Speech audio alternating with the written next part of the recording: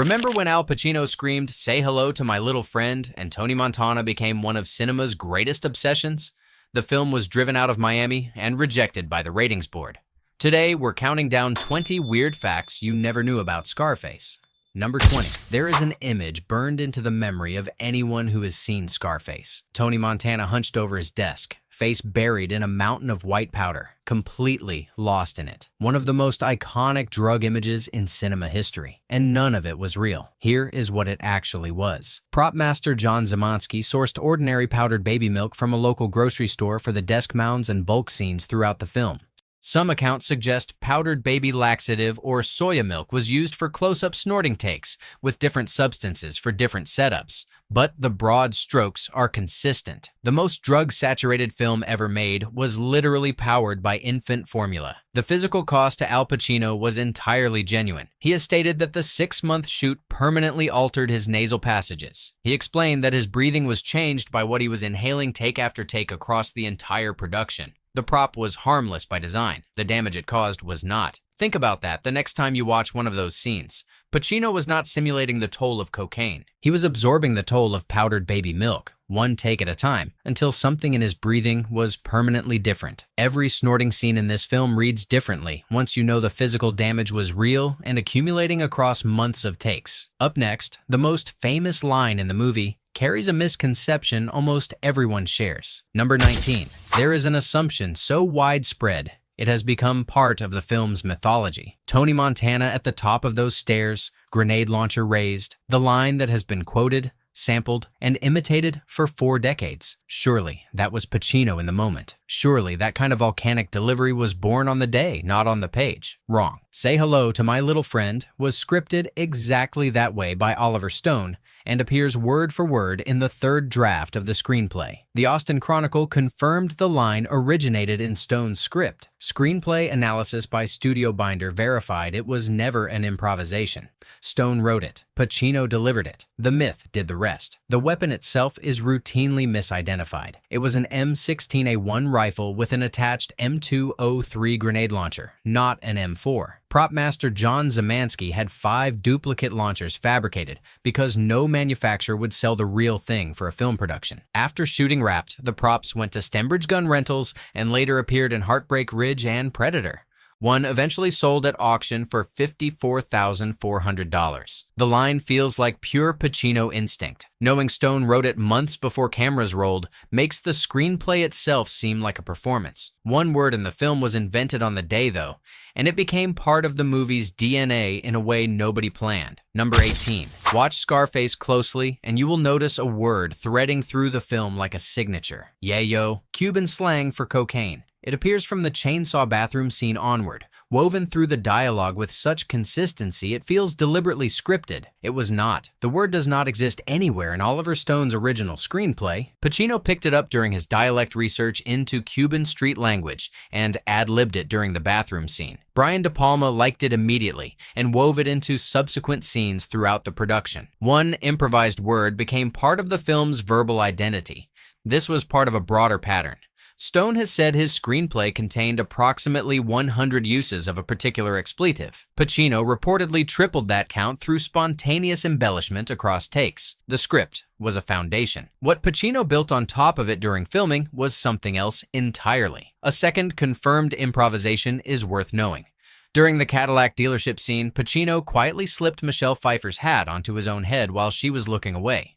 Her amused reaction was genuine and unscripted. De Palma kept it in the final cut. The film's distinctive verbal texture was partly Pacino rewriting the script in real time through performance alone. Stone gave him the architecture. Pacino furnished the whole interior. Even the character's name carries a hidden story most viewers have never caught.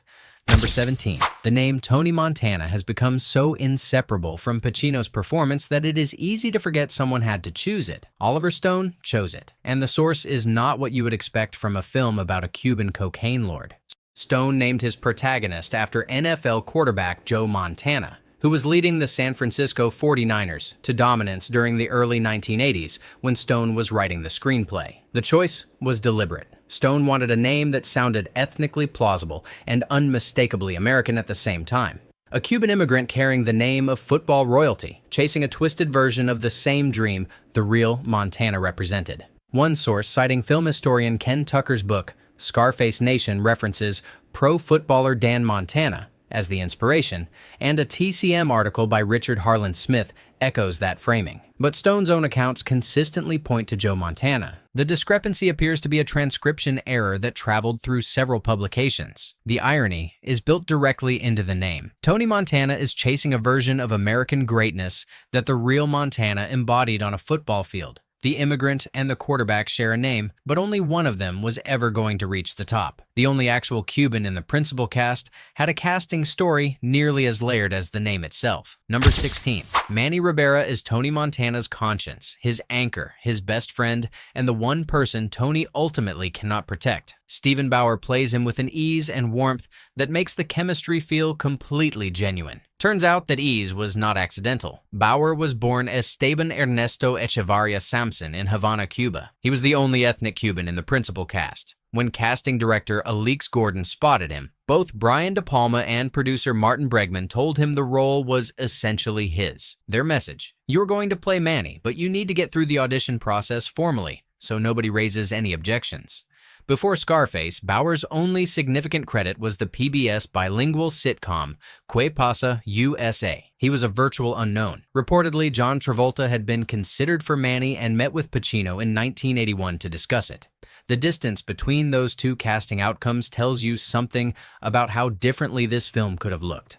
Bauer became Pacino's cultural consultant for the entire shoot, coaching him on Cuban pronunciation, inflection, body language, and behavioral detail across months of preparation. Pacino acknowledged in interviews, "He taped things for me and told me things I would never have known." Bauer received the film's only Golden Globe acting nomination, and later called it embarrassing, given the critical battering everyone else received. The project itself started with a single impulsive phone call Pacino made after seeing an old movie alone in a theater. Number 15. The dedication card at the end of Scarface reads, "This film is dedicated to Howard Hawks and Ben Hecht." Most viewers register it as a polite gesture towards cinematic history. It is actually the origin story of the entire film. Al Pacino wandered into the Tiffany Theater on Sunset Boulevard and caught a screening of Howard Hawks' 1932 Scarface, starring Paul Mooney. He was so struck by Mooney's performance that he called producer Martin Bregman immediately and said he wanted to play a character like that. Bregman developed the project as a Pacino vehicle from that moment forward. The early version was conceived as a period gangster film set in 1920s Chicago. Then Sidney Lumet came aboard and proposed something more radical. Move the setting to 1980s Miami, change the ethnicity from Italian to Cuban, and replace bootlegging with cocaine. The update drew directly from the 1980 Mariel boat lift, when approximately 125,000 Cuban refugees arrived in Florida, among them an estimated 2,700 criminals released from Cuban prisons by Fidel Castro. Lumet did not end up directing the film, but his conceptual reframe made it possible. Certain elements from the 1932 Hawks film traveled directly into the remake unchanged. Tony's obsessive protectiveness over his sister, his desire for his boss's woman, the rise and fall arc, the blimp carrying the words "the world is yours." The 1932 DNA runs deeper than most viewers realize. Lumet's update, though, brought an immediate and serious new problem. Number 14. Here is something worth sitting with. The film that defines Miami in the cultural imagination, with its neon-soaked streets and Art Deco architecture and palm trees lining every frame, was mostly shot in Los Angeles. Not by preference, because the production was driven out of South Florida by organized resistance. Miami City Commissioner Demetrio Perez Jr.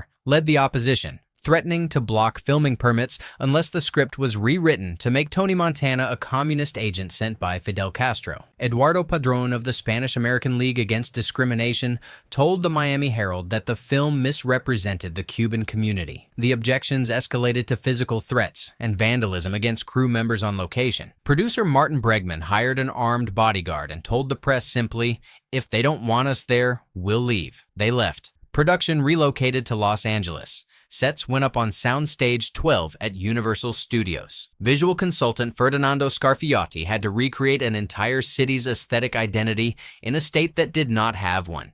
Universal eventually negotiated a return. A Cuban review panel would preview the film, a disclaimer would run at the end, and De Palma was permitted roughly 10 to 12 days of guarded exterior shooting back in Miami. Here is the tell. The palm trees lining the Miami streets are Mexican fan palms, a California species. Once you notice them, you cannot unsee them. The relocation was only the beginning of a financial catastrophe. Number 13. The scale of Scarface on screen suggests a production that had everything it needed.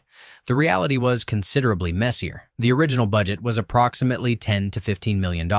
By the time cameras stopped rolling, costs had ballooned to an estimated $25 to $37 million, depending on the source. The shoot was planned for 61 days. It ran to approximately 120 days across 24 weeks. A production supposed to finish in 2 months stretched across 6. The forced relocation from Miami to Los Angeles was the single largest cost driver. California weather delays compounded the damage.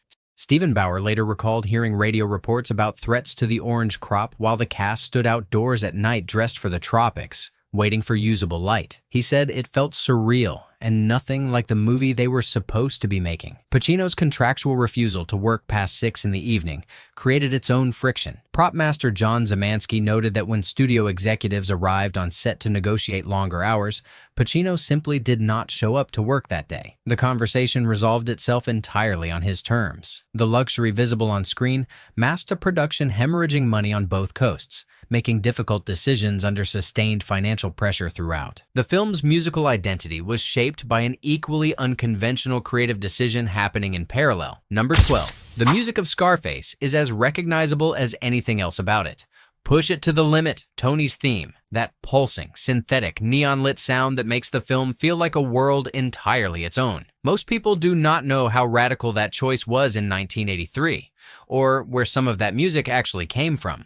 Brian De Palma brought in Giorgio Moroder, fresh off his Oscar for Midnight Express, to create something no gangster film had ever sounded like. An all-synthesizer score for a crime drama was not a safe choice. Moroder leaned into it entirely. His collaborators included Arthur Barrow on the Roland Jupiter 8, Sylvester LeVay on the Oberheim OB8, and Christian Schulze, who transported a Fairlight CMI Series 2 sampler personally from Munich to Los Angeles for the recording sessions. Here's the detail that genuinely surprises people. Tony's theme was reportedly inspired by The Cold Song from Henry Purcell's 17th century opera, King Arthur, a Baroque composition from 1691 underneath one of cinema's most recognizable 1980s soundscapes. Debbie Harry sang Rush Rush as her first solo release after Blondie's breakup. Paul Engemann delivered Push It to the Limit. Moroder earned a Golden Globe nomination but lost to his own work on Flashdance. And De Palma has since refused Universal's repeated requests to replace the score with a hip-hop soundtrack. The streets of Little Havana had their own hidden identity, one that runs even deeper than the soundtrack. Number 11. After the community protests drove the production out of Miami, someone had to figure out how to make Los Angeles look like South Florida in 1980. The answer involved creative geography that most viewers never questioned. The sun-baked immigrant streets of Scarface, the food stands, the storefronts, the texture of a Cuban neighborhood in the early 80s were filmed on East 2nd Street in Little Tokyo, downtown Los Angeles. Production designer Ferdinando Scarfiotti and cinematographer John A. Alonzo dressed those blocks and photographed them with enough specificity that the illusion held completely. Tony Montana's mansion exterior was El Ferretas, a historic estate in Montecito, California. Alejandro Sosa's Bolivian compound was filmed at Casa Bienvenida, less than 3 miles away in the same neighborhood. 2 locations representing opposite ends of the drug trade, a 10-minute drive through the hills above Santa Barbara. Alonzo faced a persistent technical problem throughout. In Los Angeles, the sun sets over the ocean. In Miami, it rises there. That reversal created constant lighting direction errors in every outdoor scene across months of filming. The Babylon Club interior, with more than 50 mirrors lining its walls, was built on Soundstage 12 at Universal and required constant repositioning of equipment to prevent crew reflections appearing in shots. The sun is setting in the wrong direction in every outdoor scene. That is visible once you know what to look for. While the crew rebuilt Miami and California, the film's screenwriter was being removed from the set. All right, we're at the halfway mark. and things are about to get even wilder. Before we hit the top 10, I want to hear from you. What's your favorite Scarface quote or moment? Drop it in the comments.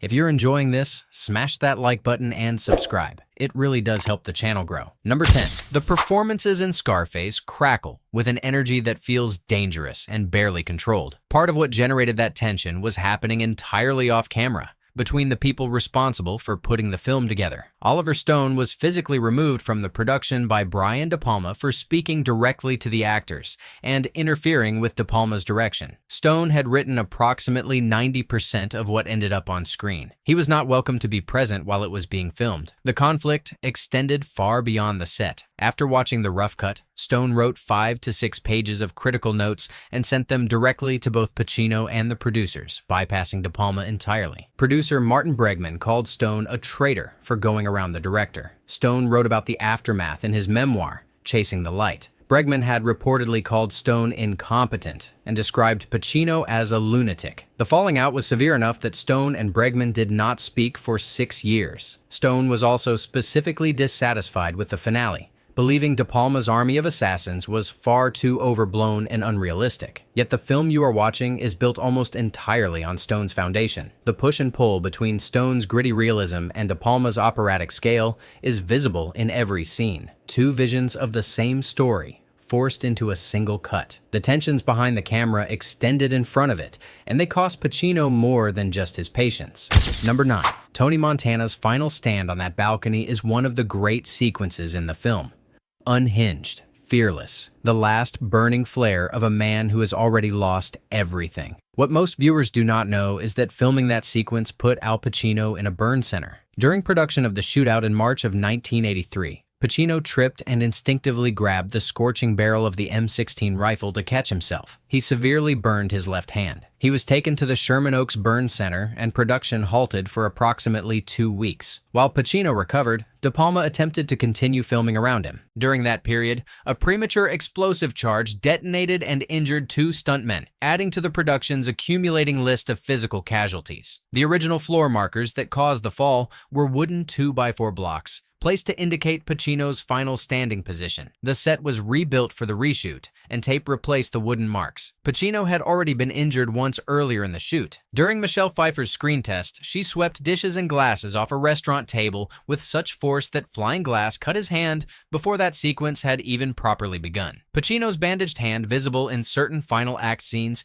is not a character or costume choice. It is a real burn injury from one of the most physically dangerous shoots of his career. Pacino built Tony Montana's physicality from an unlikely source. Number 8. The physicality of Tony Montana is part of what makes the character so effective. Compact, coiled, carrying the sense that violence could erupt from him at any moment. That specific quality was not accidental.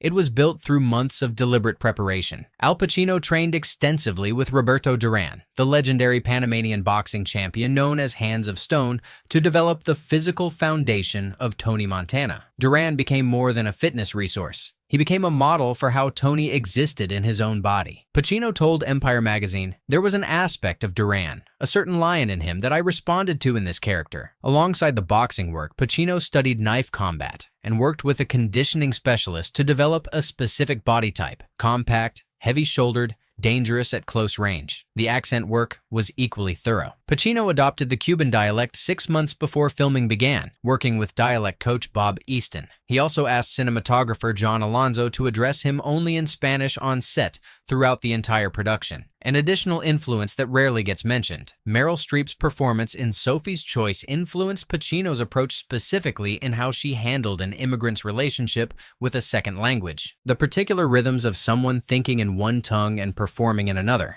The physical menace Tony radiates was built on the movement patterns of one of boxing's most feared champions. The film's most disturbing scene was constructed as a deliberate act of audience misdirection. Number 7. Ask anyone who has seen Scarface to describe the Sunray Hotel bathroom scene, and they will describe things not actually in the film. The chainsaw, the violence implied by the sounds through that door. Most viewers are certain they saw something that was never shown. That was entirely by design. No footage of the chainsaw making contact with Angel was ever filmed. Brian De Palma employed a technique borrowed from Alfred Hitchcock's Psycho shower scene, suggesting violence through editing and sound, rather than depicting it, and trusting the audience's imagination to do the most disturbing work. The camera cuts to Tony's horrified face. The sounds do the rest. What you remember is what your mind constructed. De Palma also filmed one shot of Angel's severed arm hanging from the shower rail that he never intended to include. It existed solely as a concession to offer the MPAA when they demanded cuts, protecting the scenes he actually cared about by sacrificing something built for exactly that purpose. The effect at the New York premiere was severe. Novelist Kurt Vonnegut and John Irving walked out during this sequence. Lucille Ball was reportedly incensed. The reaction confirmed the scene was working as intended. Effects supervisors Ken Pepiot and Stan Parks created practical blood spray effects on actor Pepe Cerna's face. The bathroom set was built larger than the real location to accommodate overhead camera angles.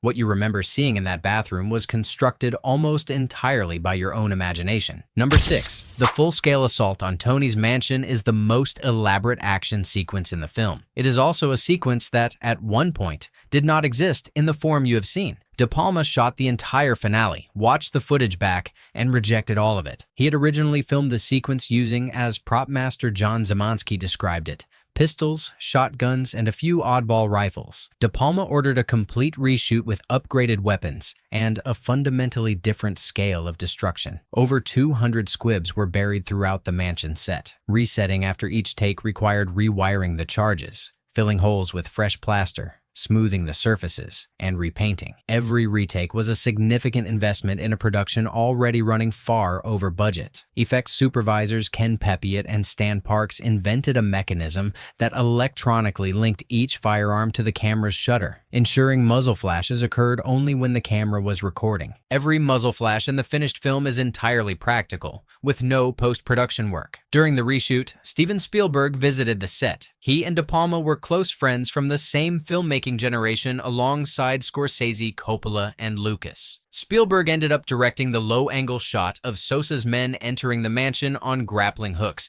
and asked for no screen credit. Stuntman Tom Elliott performed Tony's death fall into the fountain pool, which required 3 separate takes. The actress who appears most effortlessly in control was nearly rejected by everyone involved. Number 5. Elvira Hancock is one of the most effortlessly controlled performances in the film. Ice cold, draped in white, the most untouchable woman in every room she enters. The actress who delivered that was, at the time of casting, someone almost no one wanted. Michelle Pfeiffer's biggest credit before Scarface was Grease 2, a box office disaster. Both Al Pacino and Brian De Palma initially rejected her. Only producer Martin Bregman kept pushing to give her a genuine chance. The original preference was Glenn Close, favored by both Pacino and De Palma. Other names in serious consideration included Gina Davis, Carrie Fisher, Sharon Stone, Kim Basinger, and Melanie Griffith. Pfeiffer's agent cold-called Bregman to secure her a meeting. She paid for her own flight, later reimbursed. A 2-month callback process wore her down